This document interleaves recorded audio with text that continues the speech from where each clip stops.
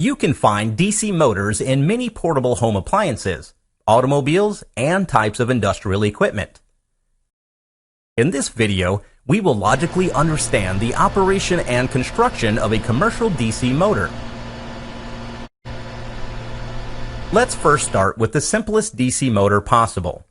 It looks like this. The stator provides a constant magnetic field, and the armature, which is the rotating part, is a simple coil. The armature is connected to a DC power source through a pair of commutator rings.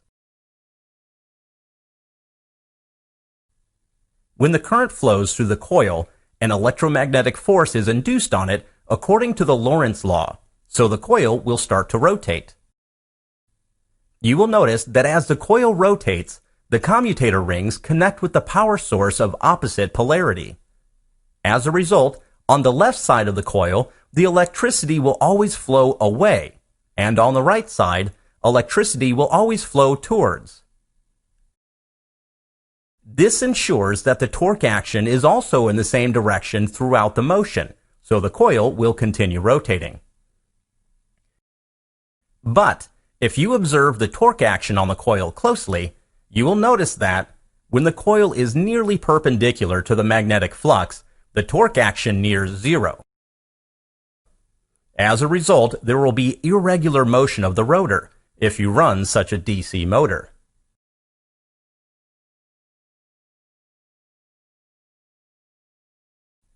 Here is the trick to overcoming this problem. Add one more loop to the rotor, with a separate commutator pair for it. In this arrangement, when the first loop is in the vertical position, the second loop will be connected to the power source, so a motive force is always present in the system.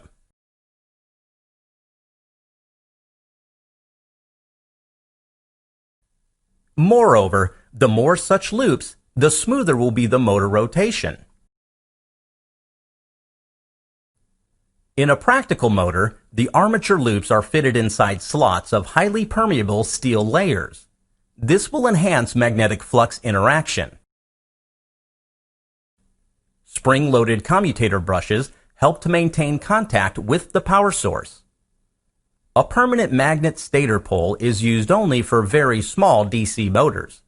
Most often, an electromagnet is used. The field coil of the electromagnet is powered from the same DC source. The field coils can be connected to the rotor windings in two different ways: parallel or series. The result is two different kinds of DC motor constructions: a shunt and a series motor. The series wound motor has good starting torque, but its speed drops drastically with the load. The shunt motor has a low starting torque, but it is able to run almost at a constant speed, irrespective of the load acting on the motor. Unlike the other electrical machines, DC motors exhibit a unique characteristic: the production of back EMF. A rotating loop in magnetic field will produce an EMF according to the principle of electromagnetic induction. The case of rotating armature loops is also the same. An internal EMF will be induced that opposes the applied input voltage. The back EMF reduces armature current by a large amount. Back EMF is proportional to the speed of the rotor. At the starting of the motor, back EMF is too low, thus the armature current becomes too high, leading to the burnout of the rotor. Thus, a proper starting mechanism that controls the applied input voltage is necessary in large DC motors. One of the interesting variations of the DC motor is a universal motor, which is capable to run under both AC and DC power sources. To know more about it, please check the next video. Thank you.